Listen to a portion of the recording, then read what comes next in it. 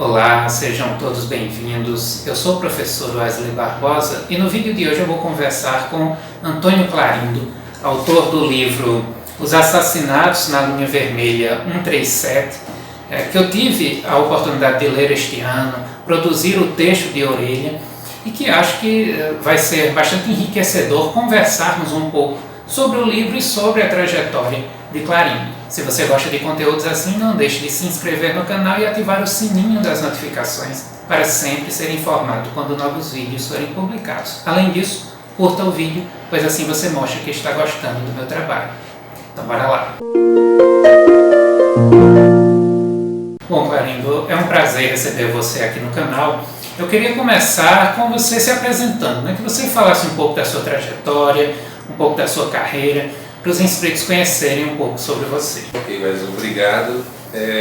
Eu sou formado em História na Universidade Federal do Ceará e depois eu fiz mestrado na área da Educação, também lá no Ceará, e fiz o concurso para vir aqui para Paraíba, antes o UFPB, quando cheguei aqui em Campina Grande em 92 ainda era o UFPB, e depois, logicamente, com a mudança para o UFCG, eu continuo professor aqui já por 30 anos. A minha carreira foi assim bastante regular, bastante linear dentro dessa questão acadêmica. Eu dei muita sorte de ter tido concurso numa época certa, assim.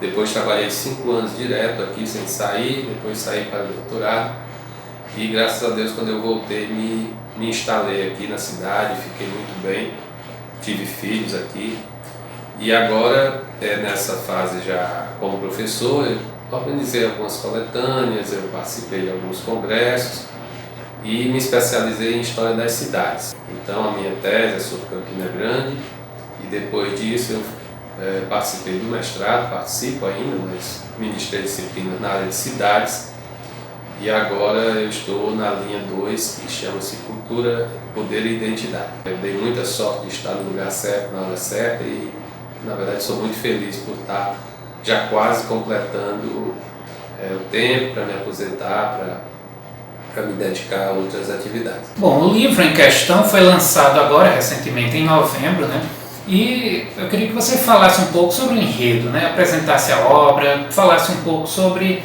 as motivações que levaram você a escrever. Em 2018, eu passei algum tempo em São Paulo, a trabalho, eu estava liberado aqui da Universidade Federal de Campina Grande para fazer um pós-doutorado junto à PUC de São Paulo. Então, era uma atividade acadêmica. Eu tive todo o primeiro semestre livre para fazer a pesquisa bibliográfica e depois eu fui para São Paulo para fazer as entrevistas, fazer a pesquisa de campo. Passei em torno de 4 meses lá. Desta viagem para fazer esse trabalho, acabou aparecendo um livro pequeno sobre migrações para São Paulo. Todavia, como caminhante lá de São Paulo, eu tive que aprender os mecanismos de me movimentar através do metrô, através de ônibus e também muitas vezes caminhando bastante pelos lugares, alguns que eu já conhecia e outros que me foram sendo apresentados aos poucos. Eu anotei muita coisa, fiquei com muitas informações e depois eu vi que isso poderia ser ficcionado e transportasse um personagem que já tinha aparecido em uma outra obra minha, uma primeira obra, chamada Salígia, Os Crimes de um Psicopata. E então eu resolvi fazer um livro em que o personagem principal, ele é um portador de psicopatia e ele por vezes fica violento, e ele vai para São Paulo, ele sai aqui do Nordeste também, vai para São Paulo para se esconder na grande cidade. Ele vai para tentar ficar em paz consigo mesmo, para tentar não se envolver mais em nenhum conflito emocional e partir para a violência. Todavia, acabam acontecendo certos fatos que o estimulam a perder essa placidez e acabar, infelizmente, cometendo crimes. Então, o livro, o enredo, ele não esconde que o personagem vai cometer assassinatos, mas a ideia é pegar uma lógica que é que os assassinatos ocorrem sempre nas estações que formam a linha vermelha em São Paulo.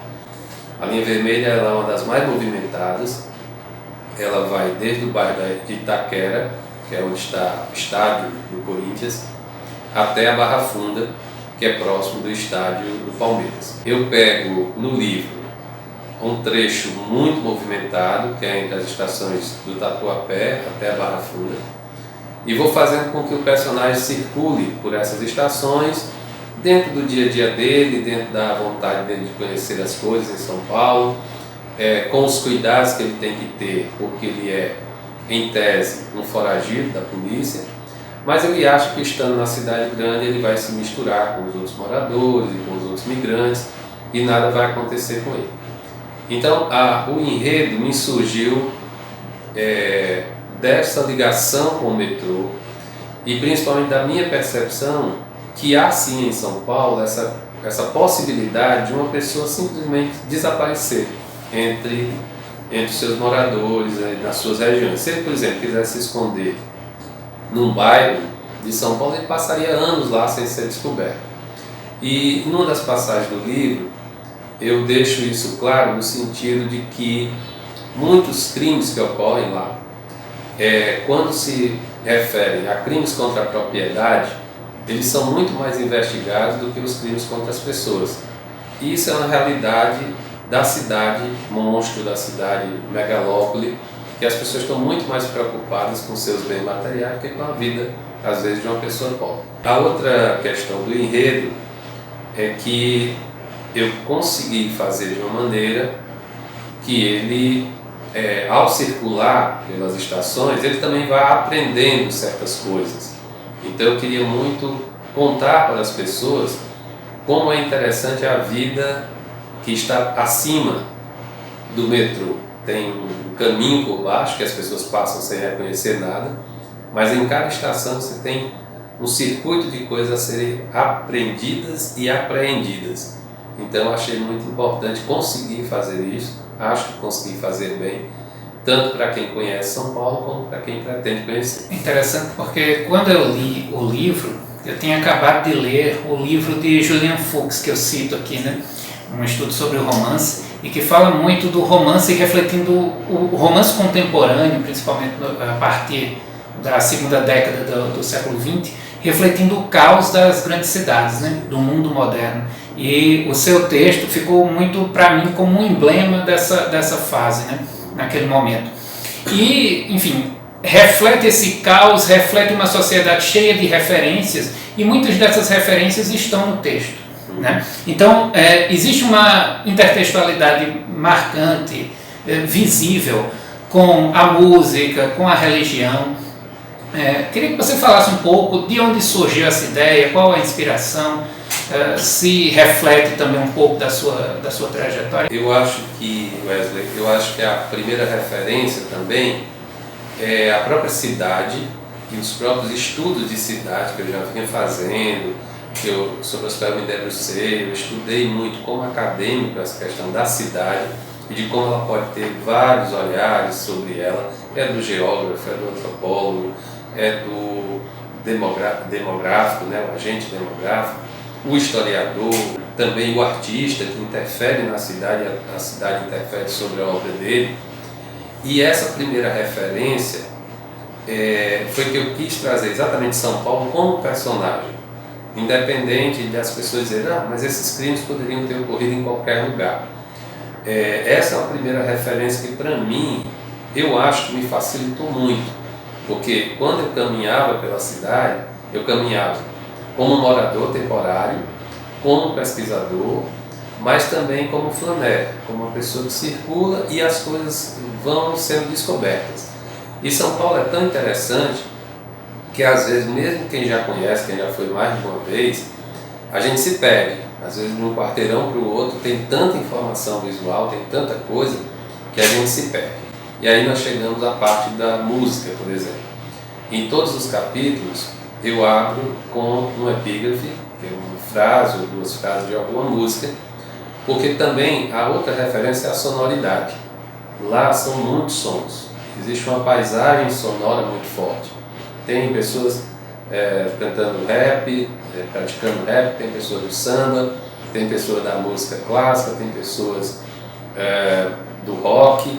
Então, em qualquer final de semana, qualquer dia mesmo que você sai em São Paulo, sempre vai ter uma expressão musical, uma atividade musical. Isso me encantava muito, porque aqui para nós, principalmente em Campina Grande, essa coisa é muito setorizada. A gente vai a alguns lugares, assiste um show, e aí a outra semana que acontece outra coisa. E aí teve toda a influência de eu já ouvir muita música em casa, no carro, pelo rádio. Tenho alguns estudos sobre rádio também, lá no começo da minha carreira aqui, na minha tese. Então isso é muito marcante, e eu sou uma pessoa que eu leio a letra da música antes de ouvir a canção. Então as frases, elas me vinham com muita facilidade para contar ou para estimular o que eu iria contar naquele capítulo. E eu fui organizando os capítulos de uma maneira sequencial, realmente como se ele estivesse passando por aquelas situações. E as músicas, por sorte também, por inspiração, me vinham com muita facilidade. A terceira inspiração, que é a questão da religião, eu não posso dizer que sou muito religiosa e nem muito versada na Bíblia, nas Escrituras Sagradas e tal. Mas, na medida em que, no primeiro livro, o personagem ele não tem um nome, ele não é referido. Nem ele se refere, nem o investigador que o está entrevistando o refere a qualquer nome. E aí o que é que eu pensei? Dentro da lógica de que ele estava em São Paulo para se esconder, ele poderia escolher qualquer nome para si. Então, num primeiro momento, como ele escolhe um nome se referindo a um anjo da tradição hebraica e da tradição católica, eu achei por bem que em todos os outros momentos ele também se referisse dessa forma, e aí criou um eixo narrativo também, que é contar a história dele a partir do avatar que ele escolhe para si, que é o anjo. E em certos momentos, em dois momentos muito fortes do livro, ele discute com pessoas sobre passagens da Bíblia, demonstrando que a Bíblia ela pode ser usada conforme os interesses das pessoas. Depende muito da função, do uso que a pessoa quer fazer, da utilidade. O que não deixa que o livro seja sagrado para quem realmente nele acredita, quem pratica as suas indicações. Talvez a religião tenha aparecido no livro muito como inspiração e como uma catarse também. Talvez eu precisasse falar disso para afirmar algumas convicções minhas, né? Até de uma passagem de uma pessoa completamente ateu ou ateia para uma pessoa minimamente crente. Então eu acho que foi muito importante esse exercício, né, de tentar trazer para dentro do livro as opiniões dele e as opiniões de outras pessoas sobre isso. Eu tenho certeza que em nenhum momento eu desmereci a fé de ninguém, mas eu consegui fazer de uma maneira que a pessoa até se interessa por ir procurar mais informações sobre aquilo. Você utiliza no livro 3 motivos geradores muito comuns na literatura, né? Que é o tema da migração, também os assassinatos em série, né? A questão do serial killer e a figura do flaner. Porém, o livro deixa de ser comum no momento em que você une tudo isso de uma forma bastante original, que enquanto eu fui lendo, eu fui me perguntando, ou aqui tem muito trabalho artístico, muito cuidado estético, ou tem a inspiração em alguém, né? Ou em alguém. Então, eu queria saber de você se inspirou em alguém ou foi realmente criatividade que foi fazendo você construir esse personagem que não tem nome, ao mesmo tempo tem vários nomes, enfim, e que dá esse tom original ao unir 3 leitmotivs, né, como a gente fala em teoria da literatura, mas de uma forma tão original quanto está no livro. É uma pergunta muito boa, assim, maravilhosa para a gente até tentar pensar sobre isso, porque essa inspiração de eu ter lido muito sobre muitas cidades, tentar entender como elas se constituíram e depois como as pessoas circulam por ela, Quando eu estava lá em São Paulo, observando com outro olhar, que era o olhar do pesquisador em História, para falar sobre os migrantes, né, migrantes nordestinos que foram para lá entre 2002 e 2016, eu estava olhando para um ponto específico, que era ver a inserção deles nessa sociedade, mas por outro lado, eu via muitas pessoas despossuídas pelo meio da rua, dormindo em praças. Tem gente que se instala numa estação de metrô ou até mesmo num ponto de ônibus coberto e passa a morar ali. Então, primeira questão, na história, nós temos uma abordagem agora, ou um campo, na verdade é um campo, que é uma história do sensível, a história das sensibilidades. E isso me ajudou. Primeiro, sentir isso, que as pessoas não estão ali só por um motivo econômico, elas estão por outros motivos também, né? Porque elas querem ficar perto do centro, porque às vezes elas nasceram naquela região e conhecem bem aquela região, só que as construções imobiliárias, a especulação imobiliária vai tomando tudo, vai tomando todos os espaços, construção de shopping, construção de cinemas, construção de área de lazer pela prefeitura, que não inclui essas pessoas, ou a transformação de um parque em uma grande estação de ônibus, por exemplo, e as pessoas continuam circulando por ali, tentando viver suas vidas ou tentando sobreviver. Então, este aspecto da cidade, enquanto algo que pega a pessoa, captura a pessoa e não a deixa sair, inclusive do breve espaço, do pequeno espaço. Tem gente que em São Paulo conhece no máximo 12 quilômetros de área. Ele nunca foi a nenhum outro bairro, ele nunca foi a nenhuma outra cidade, ele fala todos os nomes, mas nunca foi, ele nunca sai daquela região. E aí, quando eu pego isso e eu vou para as influências, eu gosto muito de histórias do Jack o Estripador. Então, quando eu vou para Londres do século XIX, a gente vê que é muito isso, é muito por região, é muito por bairro, é muito por rua. O indivíduo que morava na rua tal, ele nunca saía. Vamos para a segunda influência literária, que é o Conan Doyle com o Sherlock Holmes. O cara mora há anos na mesma casa, na mesma rua, né, Baker Street e tal, 229B.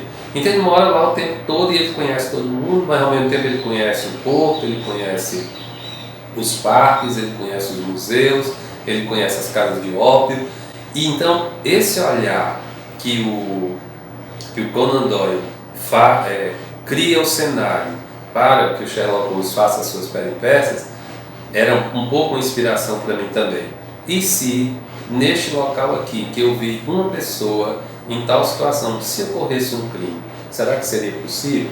Então isso vai vindo aos poucos, e a gente ali sim é possível. E aí, como eu observava muito o espaço também, porque eu estava lá como historiador do espaço, da cidade, então eu conseguir uma certa precisão de descrever o espaço, de que lado estava a estação, de que lado tinha porta, para onde saía, por onde entrava. Eu fiz isso de propósito. Uma terceira influência também literária, esse alguém ou esses alguéms, é a própria Agatha Christie, que desde adolescente eu lia, e que, diferente dos romances dela, existe um crime e a pessoa vai descobrir quem é. Durante toda a trajetória do Hercule Poirot, ele vai tentar descobrir quem é, ou mesmo a Miss Marple, né, em outras peças, ela vai tentar descobrir quem é, mas ela meio que vai tendo pistas, vai recebendo pistas. No caso do meu romance, o crime já vai ocorrer, a gente já sabe quem é que matou, agora quer saber por quê e quando vai acontecer. Então é diferente a forma de narrativa. Então esse alguém real são as pessoas que estão em São Paulo, situações que às vezes eu via e eu me perguntava, essa pessoa está numa condição tão fragilizada de vida que ela poderia ser alvo de uma violência, ou ela poderia ser alvo de um contato com uma pessoa como esta, com um psicopata, e ela nem saber. Ele poderia passar incólume na vida dela, porque a cidade lá efetivamente permite isso. Outros dois autores que eu acho importante citar, e que talvez na teoria literária não sejam grandes autores ou autores muito conhecidos, mas é o Luiz Fernando Veríssimo, quando eu deixo que a narrativa seja rápida, picotada, dialogal, muito diálogo rápido. Eu acho que aprendi muito com ele inconscientemente, eu gosto do diálogo rápido. E o outro é o Mia Couto, né, o escritor moçambicano, Mia Couto, que é muito famoso, mas aqui no Brasil pouca gente leu a obra toda, né, e eu tive essa felicidade de ler tudo, e acho muito bonitas as formulações dele, acho muito bonitas as inversões de frase. É uma pessoa que faz a gente aprender a língua portuguesa de novo, mas realmente é tudo da minha imaginação, afora os edifícios, a linha de metrô e eu diria o tempo de duração de cada ação, porque eu calculei, muitas vezes eu caminhei 5, 6, 10 quarteirões para poder saber exatamente o tempo que ele levaria para fazer tal coisa. Então isso é calculado, né? Tanto eu estive lá. E agora em novembro, no dia que o livro saiu, dia 9, eu viajei para São Paulo no dia 10, no evento de que eu fui, e aí eu consegui passar em todas as estações e fazer foto, e fazer um movimento de rememoração de algo que é ficcional.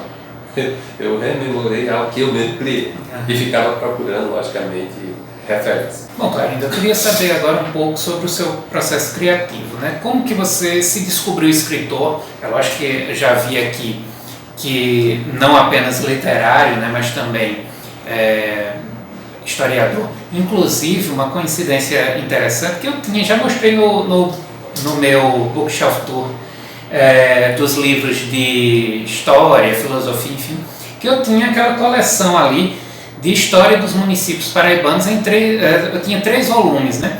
E me perguntava lá se havia mais. Ele acabou de me falar que tem um 4º volume e eu não sabia que era o mesmo autor, né? Porque são nomes diferentes, né? Lá é Antônio Clarindo, ele assina aqui o livro como Dom Clarindo. Enfim, eu conheci a obra de Clarindo a partir do nosso amigo em comum Everton, né? Que é o editor da obra, e não tinha tido ainda a oportunidade de conhecê-lo, né? E foi uma surpresa interessante para mim. Gostaria que você explicasse, falasse um pouco para o pessoal esse seu processo de criação, como que você descobriu essa vocação para a literatura e falasse um pouco das suas publicações anteriores e também de algum projeto que esteja aí sendo gestado, né? A pergunta, como eu me descobri escritor? Na verdade, a parte acadêmica acaba exigindo da gente uma certa produção de artigos, de teses, dissertações e tal. Quando eu escrevi a minha dissertação, que é sobre os divertimentos públicos em Campina Grande, de 1945 a 1965, eu percebi que, embora fosse uma tese acadêmica de mais de 400 páginas, ela é dividida em tópicos. Ela é dividida em várias histórias. A história de como ocorreu o cinema em Campina Grande, como ocorreram as experiências sobre o rádio, o centenário da cidade, em 1964, os divertimentos públicos na feira, nos cabarés, nas lojas do centro. Então eu percebi uma coisa que talvez o leitor da minha tese, os poucos leitores que ela teve, não tenham percebido, que eu sabia fazer textos pequenos com começo, meio e fim. Então cada capítulo, cada tópico, ele poderia inclusive ser publicado em separado. Eu nunca quis publicar a tese completa, eu sempre publiquei em separado. Então, com uma colega da UFPB, eu publiquei a história do rádio. Depois eu publiquei esse livro aqui, chamado No Passo do Urubu Malandro, uma história social do carnaval em Campina Grande. Então, esse livro é uma parte da minha tese só sobre o carnaval. Depois publiquei um outro com colegas também, sobre cinemas em Campina Grande. Então eu fui percebendo que eu sou, ou era, aquele autor acadêmico de tiro curto. A minha história é contar uma história em pouco tempo, em pequenas estruturas.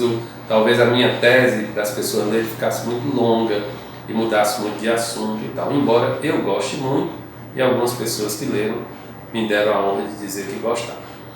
Partindo disso, eu comecei há uns 4 anos atrás, 2018, 2019, principalmente depois dessa viagem a São Paulo, eu comecei a perceber que o trabalho acadêmico ele acaba prendendo a gente em certas amarras. Você está escrevendo, na verdade, para os seus pares.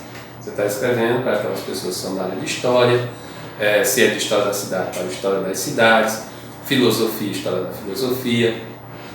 E eu me perguntava, puxa vida, mas me vêm tantas ideias, eu conheço tanta gente, eu já fui a tantos lugares, por que eu não poderia escrever algo mais solto, mais fora desses cânones, né, da universidade? E aí eu já tinha escrito algumas coisas para a internet, na minha página do Facebook, na qual eu me identifico como Dom Clarindo, é um pseudônimo, um apelido que uma amiga me deu. Eu adicionei lá e todo mundo me conhece lá como Dom Clarindo. Então eu acabei escrevendo Pelas Ruas que Andei, que é um conjunto de pequenas crônicas das cidades onde eu fui, tanto aqui no Brasil como alguns estrangeiros que eu fui, tive essa felicidade. A partir daí, que as pessoas teve uma repercussão muito boa esse livro, muita gente comprou, muita gente adquiriu e fazia referências, agradecia por eu ter citado a cidade deles e tal. Eu disse, bom, eu acho que dá para eu escrever alguma coisa de tiro curto que seja impactante para algumas pessoas. E aí eu escrevi, em julho de 2020, eu escrevi em 7 dias o Saligia, que é uma novela, é um texto curto, uma novela de 100 páginas, que conta a história de um psicopata que, infelizmente, né, mata 7 mulheres e tem uma linha temporal e tem uma linha que liga esses 7 assassinatos. Então, esse livro também teve uma repercussão muito boa, rapidamente vendeu uma primeira edição e agora nós estamos preparando uma segunda, junto com o pessoal da Meroveu, editora, do Everton. E a partir desse, do Saligia, muitos leitores, assim que terminavam, perguntavam quando sai o segundo, quando sai a sequência. E realmente eu não tinha a sequência. Aí resolvi escrever, sentar e escrever. O outro eu escrevi em 7 dias e passei 2 meses corrigindo e depois ainda foi para correção ortográfica. E esse eu escrevi em 4 meses. Eu levei 4 meses durante a pandemia escrevendo esse, que é um romance. Eu estudei um pouco a estrutura do romance, eu estudei como fazer os capítulos menores, como não perder o ritmo com a lógica do personagem. Durante esse período também, aí eu escrevi um outro romance, que é um romance histórico, chamado Campina, Meu Grande Amor, que é um pouco da minha tese transportada para lá, mas atravessada pela história romanceada de um personagem fictício. Esse livro, que infelizmente eu não trouxe aqui, ele ganhou o prêmio Aldir Blanc, né? E foi republicado numa segunda tiragem, que também, graças a Deus, já está no final. Então, o processo criativo do professor Clarindo, professor Antônio Clarindo, seguia as normas, as regras da academia, com mais qualidade, menos qualidade. Os colegas, alguns reconhecem que o meu trabalho é bom, mas eu sempre tive essa vontade de contar de forma literária outras histórias, porque às vezes até dentro da tese eu me aventurava, tentava contar. E graças a Deus, esses últimos 2 livros, tanto o Saligia como o Campina, Meu Grande Amor, tiveram uma boa recepção, as pessoas têm falado bem, e têm falado no sentido de que eu consigo contar uma história e ao mesmo tempo dar lições, no sentido de trazer algum conhecimento sobre a cidade, sobre o movimento e também sobre a psicologia, porque recentemente eu fiz um curso de graduação em psicologia e muitas das informações que eu obtive lá eu acabo conseguindo passar de uma forma didática dentro da história. Muitas vezes eu sinto, como vários autores, grandes autores dizem, né, e eu não me pretendo um grande autor, mas reconheço que isso que faz parte do processo, que é muita inspiração. Você senta e escreve um capítulo inteiro, escreve toda uma parte do livro e depois é como se a gente nem lembrasse como conseguiu chegar ali. Então é meio uma catarse, ela vai vindo e a gente escreve. E depois tem todo o trabalho de burilamento, de checagem de informações, de correção de rumos. Então isso tem sido muito importante para mim, como disciplina e como a possibilidade de ver a possibilidade que eu consigo escrever. Então isso tem sido muito gratificante. Claro que o retorno das pessoas é muito gratificante também, mas eu tenho dito que ultimamente eu tenho escrito para mim. Eu tenho escrito porque eu preciso colocar para fora algumas coisas. Ontem, uma parte, ontem eu participei de uma banca sobre Lima Barreto. E Lima Barreto era isso, ele dizia: Deus me livre que eu não possa falar o que eu quero falar. Ele não falava só para agradar as pessoas, nem a crítica literária da época, nem os autores, mas ao mesmo tempo falava de algo que ele precisava colocar para fora. E algumas pessoas ficaram muito assustadas com o primeiro livro sobre o psicopata. Umas tinham raiva do personagem, outros tinham raiva do autor. E eu dizia: meu povo, isso é apenas uma forma de botar para fora alguns monstros da gente, mas não quer dizer que a gente seja assim, ou que a gente sinta ódio por ninguém. Mas é interessante como também, eu imagino que a teoria literária tem isso, depois que você produz o material, você bota para fora o livro, cada autor, cada leitor vai fazer dele o que bem entender, vai aprender da forma que puder, e a recepção, né? A teoria da recepção. Quer dizer, cada um recebe de uma forma, e impacta de uma forma, e aprende de uma forma. E outra coisa que eu acho muito interessante é pensar, algumas pessoas, e pensar também, todo mundo já falou sobre São Paulo, mas não desta forma. Tem sempre algo novo a dizer. Então, nesse sentido, eu fico muito feliz de ter conseguido, nesse último, falar sobre São Paulo. Essa produção é muito bacana nesse sentido de conseguir lembrar, conseguir produzir, ter uma ideia. E aí eu estou construindo um terceiro livro para fechar uma trilogia, né, em que o motivo, a trama, vai correr em torno dos 4 elementos. Os 4 elementos da natureza: terra, água, fogo e ar. E um quinto elemento, que seria o éter, que é uma minha homenagem a Aristóteles, que ele sempre falava de que existia um quinto elemento. Então, tudo no novo livro ocorre em torno dos 4 elementos. São 4 pessoas, são 4 problemas psicológicos que as pessoas têm, são 4 elementos, são 4 signos do zodíaco, são 4 situações, 4 locais de trabalho. Então, essa é a trama do novo livro, que já está esboçado, e eu espero que em 2023, lá no final do ano, a gente consiga lançar também, fechando essa trilogia, que foi uma trilogia forçada pelos leitores. Graças a Deus foi forçada pelos leitores. Você precisa escrever outras pessoas. E aí eu vou tentar fechar, e no futuro espero que venha mais alguma coisa. Bom, Clarindo, eu agradeço por ter nos recebido, né? Clarindo me recebeu aqui na sala dele, na UFCG. Estou aqui vendo um pouco da paisagem enquanto ele vai falando. A universidade é numa região mais afastada da cidade, eu vou mostrar aí para vocês verem um pouco da paisagem.